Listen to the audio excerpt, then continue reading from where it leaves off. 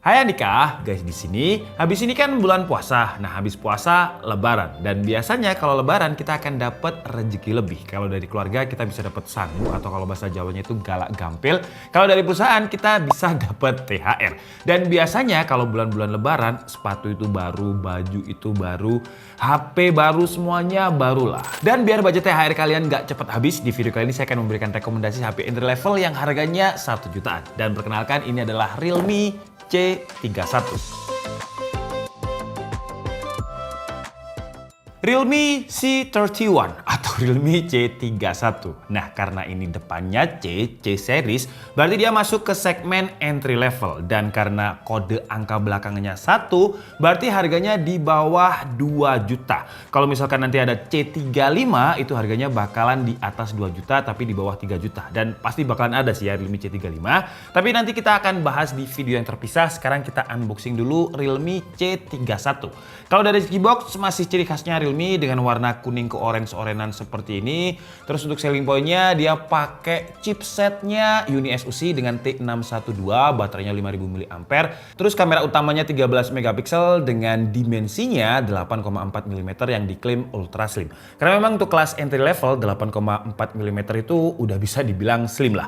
Terus untuk varian yang kita bahas ini 4GB 64GB, untuk harganya nanti aja di bagian akhir. Oke, jadi sekarang langsung aja kita lanjut di dalam paket pembeliannya. Kita dapat apa aja? Seperti biasa ada tagline-nya, "Hey, welcome to Realme Family." Terus di dalamnya sini ada kartu garansi dan juga buku panduan, dan ini adalah Realme C31-nya atau C31-nya. Kita bahas nanti, tapi sekarang kita coba lihat di dalam paket pembeliannya ada apa. Pertama kita dapat adapter yang maksimum outputnya ada di 10 watt untuk ngecas HP yang baterainya 5000 mAh. Ya jangan berharap fast charging lah ya, standarnya entry level. Dan kabelnya ini sayangnya masih Type A to micro USB ya. Jadi jelas portnya dia pakai micro USB yang menurut saya di 2022 ini seharusnya pemerintah itu bikin larangan gitulah. Jadi port micro USB itu dilarang biar semuanya Type C, biar semuanya bisa lebih universal. Oke lah, jadi sekarang kita bahas untuk Realme C31-nya. Pertama ini kita lepas dulu ya, biar kalian bisa lihat untuk desainnya. Jadi untuk varian warnanya, Realme C31 ini ada dua. Jadi yang kita bahas ini warnanya adalah dark green. Dan satu lagi ada yang warnanya light silver. Terus seperti biasa di bagian bawah sini ada tulisan Realme, tapi yang agak beda di bagian sini ada grill speakernya ya. Terus yang beda lagi adalah bingkai kameranya. Kalau Realme C21 atau C21Y generasi sebelumnya itu kan bingkai kameranya kotak kayak dadu gitu. Tapi di Realme C31 ini dia udah mirip-mirip seperti flagship sekarang. Dia mirip juga dengan Realme GT2 Pro. Dimana diameter lensa kameranya yang atas bawah ini lebih besar, terus di bagian kanan agak tengah ini kecil. Mirip banget dengan Realme GT2 Pro. Jadi kesan-kesan flagshipnya ya masih ada lah. Walaupun kalau kita pegang bagian belakangnya ini yang build quality-nya dia pakai plastik, dan Realme menyebut desainnya ini dengan dynamic texture design, dimana permukaannya ini kasar. Jadi kalau misalkan kalian nggak pakai case, dan kita juga nggak dapet case ya BTW untuk tadi. Dapat nggak ya? Enggak ya kayaknya ya. Ya, jadi kalau misalkan kalian nggak pakai case dengan tekstur kasarnya ini, ya masih enak lah kalau misalkan kita pegang dengan satu tangan. Tapi walaupun dia HP entry level, kalau saya pribadi saya bakalan kasih case ya biar lebih aman aja. Kalau misalkan saya bosen saya jual lagi itu, secara fisik pemakaiannya itu masih mulus. Terus untuk konfigurasi kameranya ini jangan berharap sama seperti di Realme GT2 Pro karena kelasnya beda, harganya selisihnya juga beda. Jadi untuk Realme C31 ini walaupun diameternya sama lensanya, tapi konfigurasi kameranya berbeda. Jadi untuk main kameranya itu 13 megapiksel, terus ada 2 megapiksel lensa makro, dan ada lensa black and white. Ya, yang bakalan sering kepake bakalan main kameranya yang 13 megapiksel. Kalau saya pribadi jarang untuk pakai makro, apalagi cuma 2 megapiksel lensa black and white. Saya pribadi juga jarang pakai. Kalau kalian sering pakai, silahkan tulis di kolom komentar biasanya kalian gunakan untuk apa. Tapi ya nggak apa-apa sih ya, karena ada brand lain yang kelas entry level itu dia memang terlihatnya triple kamera, cuman dia nggak ada fungsinya. Jadi kayak sekedar tempelan aja. Tapi di Realme C31 ini semua kameranya berfungsi, walaupun ya bakalan jarang-jarang kita pakai. Terus di bagian samping kanannya ini ada tombol power yang juga menjadi satu dengan side mounted fingerprintnya. Terus di bagian bawahnya ada port micro USB yang seharusnya di 2022 ini menurut saya udah harus di ban ya, pakai Type C semua. Terus di sini juga ada lubang mic, terus juga ada audio jack, masih ada audio jack ya, entry level. Terus di bagian kiri ada volume up and down dan juga ada SIM tray. Terus SIM tray-nya ini dual SIM dengan bisa di-extend lagi untuk SD card. Jadi kalau kalian merasa 64 GB yang menurut saya sih bakalan kurang, jadi tinggal beli aja SD card untuk storage eksternal. Terus lanjut ke bagian atas, dia nggak ada apa-apa, dan sekarang kita kletek sambil coba kita nyalakan si Realme C31-nya. BTW untuk dimensinya tadi benar-benar diklaim gitu ya sama Realme di boxnya 8,4 mm. Dan Realme bilang kalau di kelas entry level dia yang paling tipis. Ya jujur saya nggak tahu seberapa, saya nggak hafal untuk kelas HP entry level itu mana yang paling tipis karena saking banyaknya. Cuman kalau kita bandingkan dengan generasi sebelumnya seperti C21 dan juga C21Y, C21 itu ada di 8,9 mm sedangkan C21Y lebih tebal lagi dengan 9,1 mm. Jadi 8,4 mm di Realme C31 ya paling nggak dia lebih tipis ketimbang generasi sebelumnya. Terus untuk bobotnya dia ada di bawah 200 gram, lebih tepatnya 197 gram. Cuman kalau dibilang dia lebih ringan daripada generasi sebelumnya, enggak sih ya. Karena untuk C21 dia ada di 190 gram. Terus kalau untuk C21Y sih memang dia lebih berat dengan di 200 gram. Cuman yang menarik dengan dimensi yang lebih tipis 8,4 mm ke 9,1 di C21Y itu selisihnya lumayan banyak. Tapi dia tetap bisa kasih baterai 5000 mAh.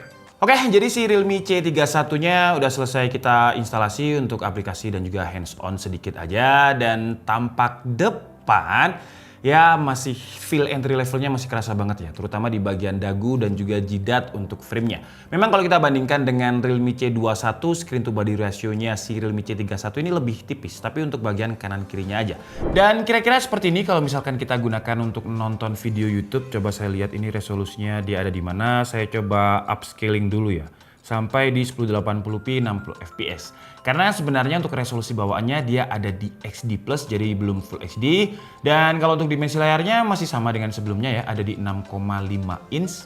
Untuk sekelas entry level ya masih standar aja ya, nggak ada perubahan yang signifikan gitu dari generasi sebelumnya C21 atau C21Y. Tapi kalau untuk kebutuhan sehari-hari dengan harga 1 jutaan entry level, ya seperti yang kalian lihat di sini masih oke lah kalau misalkan kita gunakan untuk sehari-hari. Kita lihat dari sisi kanan, kiri, tidak ada screen bidding karena memang dia pakai panel IPS. Sekarang kita coba ya, kita aktifkan untuk soundnya ini. Untuk kualitasnya ini volume 100%, wah dia agak pecah ya 100% ya. Jadi kalau kalian dengarkan seperti ini, entah di kalian bakalan terdengar pecah atau enggak, tapi ini agak pecah.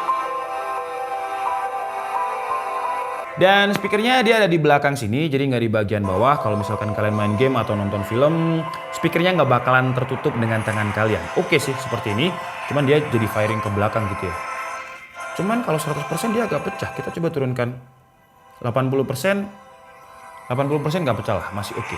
Sekarang kita bahas untuk dapur pacunya atau chipsetnya. Jadi si Realme C31 ini dia pakai UniSoC T612, sedangkan Realme C21Y itu pakai UniSoC T610.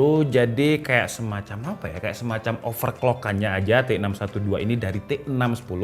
Jadi kalau T612 ini untuk speednya itu ada di 1820 MHz untuk ARM Cortex atau core kencengnya yang 2 core ini A75, dan untuk 6 core efisiensinya atau ARM Cortex A55-nya sama juga ada di 1820 MHz.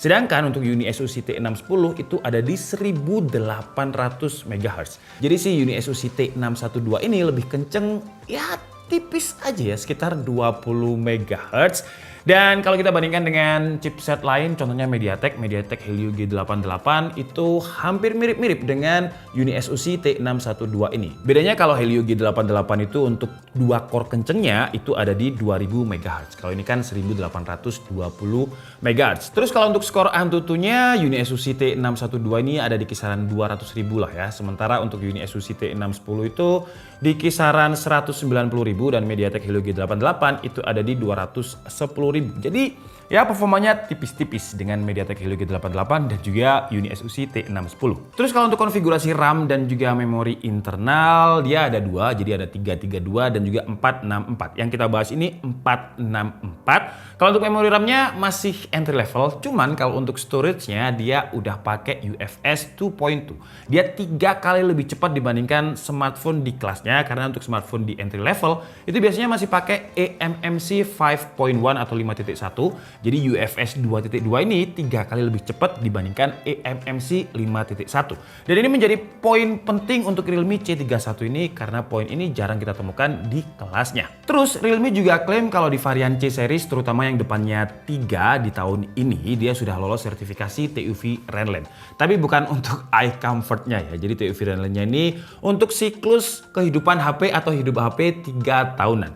Jadi ada 23 tes yang katanya itu tentang penggunaan harian, jatuh, kelembapan, dan lain-lain. Intinya dia dites selama 3 tahun siklus kehidupan smartphone itu dia awet. Dan yang ngetes itu lembaga third party gitu. TUV Rainland sebuah lembaga yang memang sudah terpercaya. Cuman untuk klaim ini ya saya harus nunggu 3 tahun dulu apakah dia memang benar-benar durable. Kalau dia ada di studio nanti kita re-review lagi 3 tahun lagi ya. Atau mungkin kita beli HP bekas aja 3 tahun lagi Realme C31 ini untuk membuktikan klaim dari Realme. Terus kalau untuk sensor-sensornya seperti yang kalian lihat di sini yang absen itu adalah temperatur sensor dan juga pressure sensor. Untuk sensor lain masih ada. Dan karena ini adalah HP entry level, HP 1 jutaan, sebenarnya kita harus sadar diri kalau ini bukan HP yang memang digunakan untuk main game. Ini HP yang kebutuhan dasar yang pengen HP baterai awet itu kalian bisa pilih HP entry level. Cuman nggak apa-apa, kita coba lihat gimana kemampuan Uni SoC T612 di tuningannya Realme C31 ini kalau kita gunakan untuk bermain game.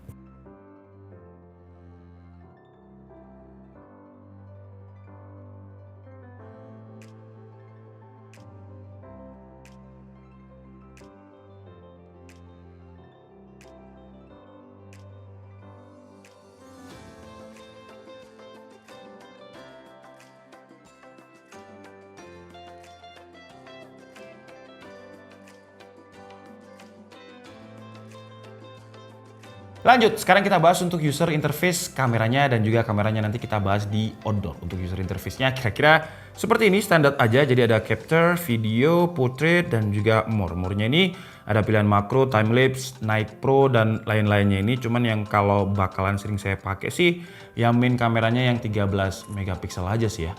Cuman gak apa-apa lah, kita iseng-iseng. Kita coba untuk makronya apakah dia bagus. Jadi coba kita tempelkan, habis itu kita angkat sedikit sekitar segini ya. Terus kita foto. Dan hasilnya untuk makronya kira-kira seperti ini. Wih, masih cukup terlihat detail ya walaupun dia cuma 2 megapiksel.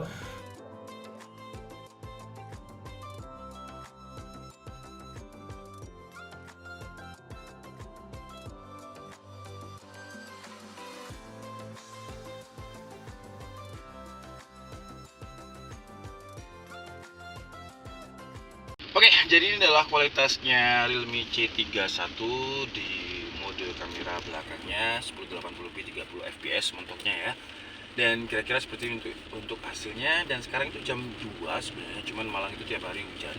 Jadi memang situasinya mendung seperti ini, kurang pencahayaan. Sekarang kita coba untuk kestabilannya kalau misalkan kita shoot video di dalam mobil. Jadi tolong buka kamera ke sana ya. Nah, jadi kalau kita lihat di dashboard ya, dashboard mobil itu apakah dia stabil? Saya nggak bisa lihat karena saya nyetir. Jadi kalian bisa tulis di kolom komentar kira-kira seperti apa. Tapi bentar, saya carikan dulu polisi tidur ya. Dan juga jalan-jalan yang agak bolong-bolong biar kita bisa tahu nih kestabilannya kayak apa. Nah, ini udah ada polisi tidur di depan. Jadi kira-kira seperti, wih, ramai sekali. Seperti ini ya, di kondisi mendung. Sekarang kita cobain untuk kamera depannya. Dan ini adalah kamera depannya ya. Untuk kamera depannya ini dia bisanya di 720p 30 fps. Kira-kira seperti ini. Kalau saya lihat sekilas sih dia kayak auto exposure-nya agak gimana gitu ya, sering gonta-ganti. Dan memang Realme bilang ini belum update OTA ya untuk Realme C31. Katanya sih kemarin tanggal 30, cuman sekarang tanggal 31 juga masih belum ada update. Jadi kita tunggu aja update-nya. Tapi yang bisa saya jelaskan adalah kondisi sekarang ya. Saya juga bisa menerka-nerka kapan ada update OTA-nya, semoga secepatnya. Dan katanya nanti kameranya akan lebih bagus kalau misalkan udah ada update OTA. OTA itu singkatan OTR ya, jadi update online lah. Dan biasanya HP entry level itu cuma support 5 touch ya. Tapi apakah Realme C31 ini juga 5? Kita coba langsung tes aja ya. 1, 2, 3, 4, 5. Ya, bisa ya. Jadi dia support untuk 10 touch untuk sebuah HP entry level 1 jutaan. Ini juga termasuk poin plus. Oke guys, jadi mungkin cukup segitu aja unboxing dan juga sedikit hands on dari Realme C31 kali ini. Untuk harganya, karena dia ada 2 varian. Jadi untuk yang 3 GB itu dibanderol dengan harga 1.599.000 dan untuk yang 464 itu dibanderol dengan harga 1.799.000. Tapi biasanya kalau launching gini bakalan ada banyak promo. Jadi untuk link pembeliannya kalian bisa langsung cek di kolom deskripsi. Kesimpulannya dengan harga 1 jutaan dari bingkai kamera, dia nggak terlihat 1 jutaan sih ya, karena mirip-mirip dengan flagship zaman now gitu. Cuman kalau misalkan kita pegang feel plastiknya, feel teksturnya, ya langsung berubah kalau feelnya ini entry level. Tapi kalau secara desain untuk varian yang warna dark green ini saya pribadi suka sih ya, karena nggak terlalu terlihat hijau gitu, jadi masih gelap-gelap. Terus juga ada kayak semacam meteor jatuh di daerah sini atau kayak sinar gitu di bagian sini.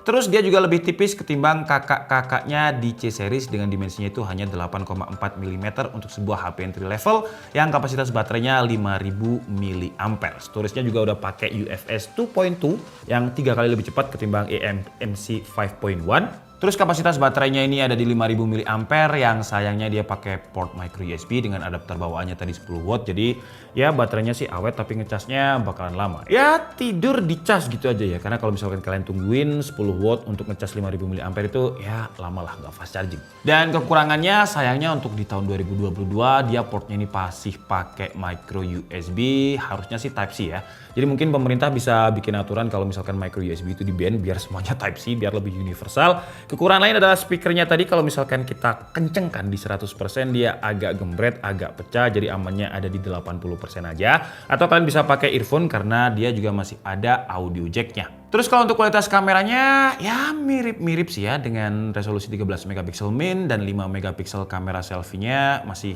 kelasnya entry level. Tapi intinya dengan harga mulai 1.599.000 Realme C31 ini bisa menggantikan si C21 sebelumnya yang juga udah laris dengan beberapa upgrade.